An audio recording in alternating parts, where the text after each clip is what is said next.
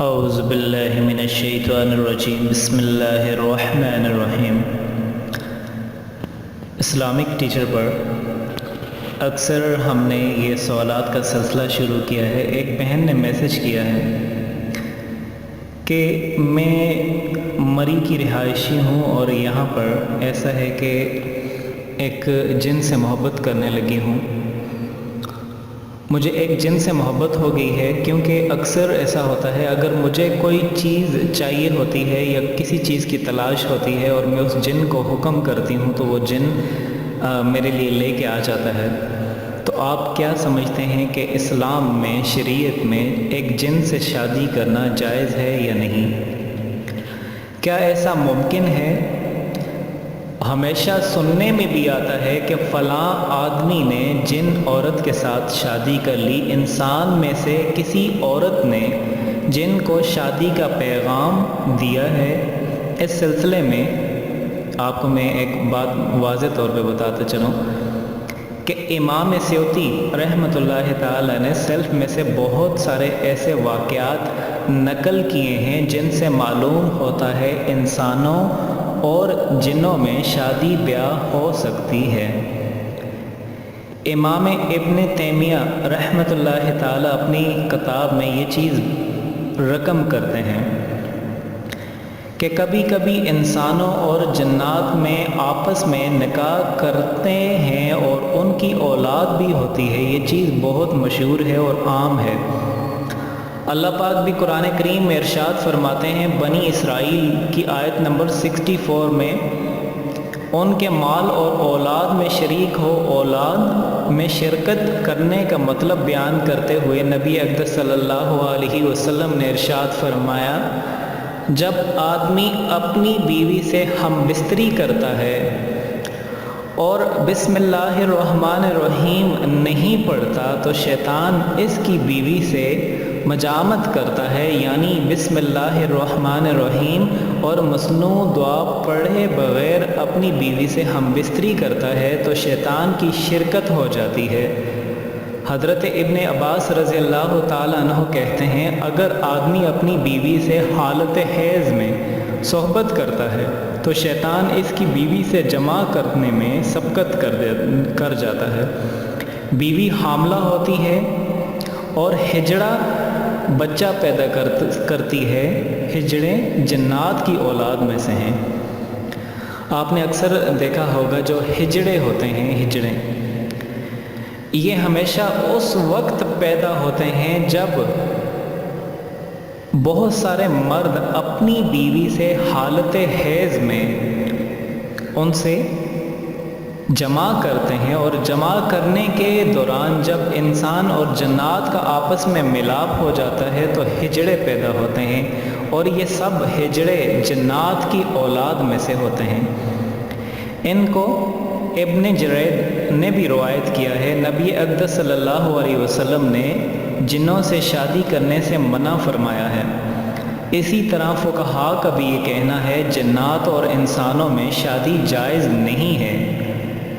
بعض تابعین اس چیز کو مکروہ سمجھنا اس بات کی دلیل ہے کہ یہ چیز ممکن ہے، اگر ممکن نہ ہوتی تو شریعت میں اس کے جواز کا فتویٰ نہ لگایا جاتا۔ اکثر یہ اعتراض کیا جاتا ہے کہ جنات آتشی عنصر ہے اور انسان 4 عناصر ہوا، مٹی، آگ، پانی کا مرکب ہے،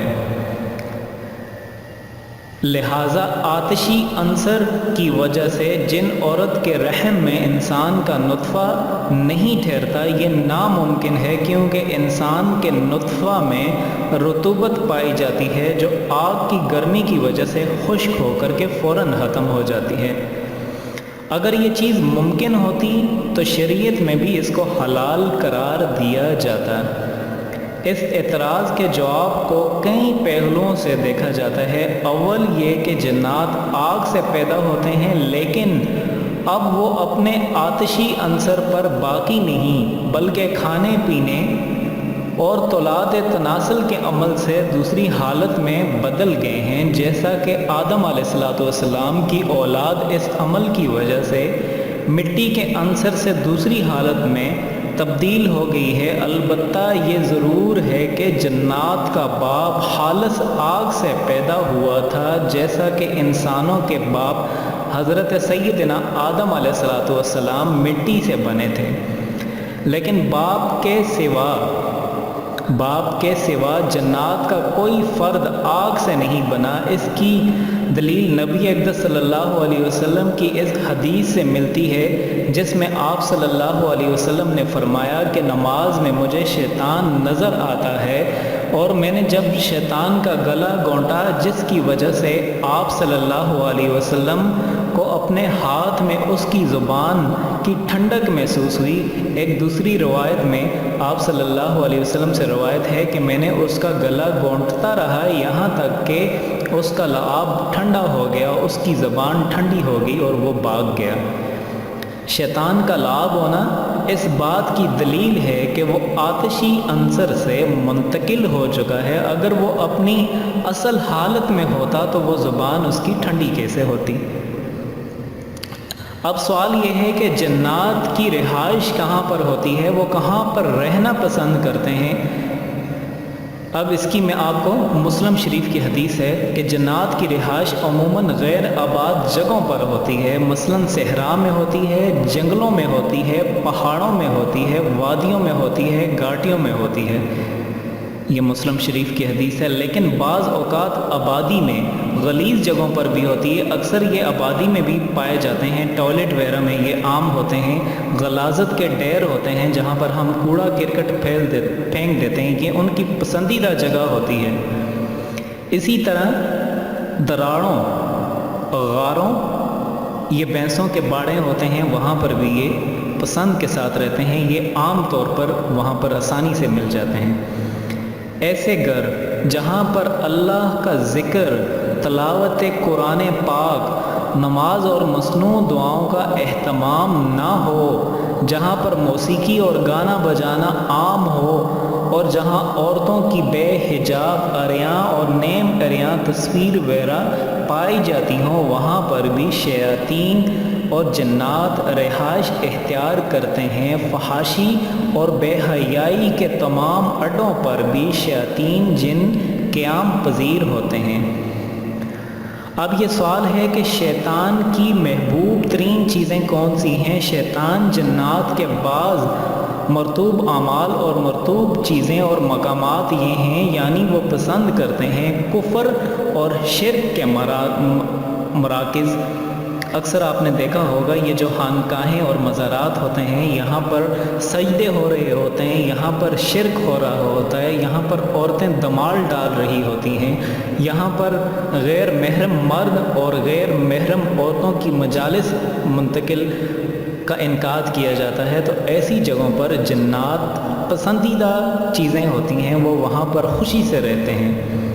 یاد رہے کہ جادو کا علاج کرنے والے جو اہل علم لوگ ہوتے ہیں، وہ یہ کہتے ہیں کہ عورتوں کے کھلے بال، سرخ ہونٹ اور لمبے ناخن شیاطین جنات کے عورتوں کی طرف فوراً راغب ہو جاتے ہیں۔ ایسی عورتیں جو ایسے حالت میں ہوتی ہیں تو جنات جہاں پر ان کو دیکھ لیتے ہیں تو وہ فوراً ان کے ساتھ چپک جاتے ہیں اور ان کو اپنے محبوب بنا لیتے ہیں، ان سے محبت کرنے لگتے ہیں۔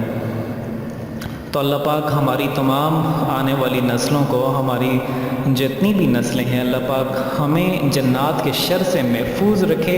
اور جس بہن نے یہ سوال کیا تھا ان سے میں یہ کہنا چاہتا ہوں کہ جنات سے یہ چیز جائز نہیں ہے، نکاح اسلام میں جائز نہیں ہے۔ اور آخر میں تمام بہنوں سے اور بھائیوں سے یہ ریکویسٹ بھی کروں گا کہ اس ویڈیو کو آپ صدقہ جاریہ سمجھ کے، مزید اس میں بہت انفارمیٹیو معلومات میں نے آپ تک پہنچائی ہیں، یہ دوسروں تک پہنچائیں۔ اور اس طرح کی تمام اچھی ویڈیوز کے لیے آپ ہمارا چینل اسلامک ٹیچر ضرور سبسکرائب کریں۔ اگر آپ کو کوئی سوالات کرنے ہیں تو اس ویڈیو کے لاسٹ میں آپ کامنٹس کر کے ہم سے پوچھ سکتے ہیں۔ کسی کو بھی کوئی سوال کرنا ہے تو وہ ضرور ہم سے پوچھیں، انشاءاللہ ہم اس کا وہاں پر جواب دیں گے۔ شکریہ۔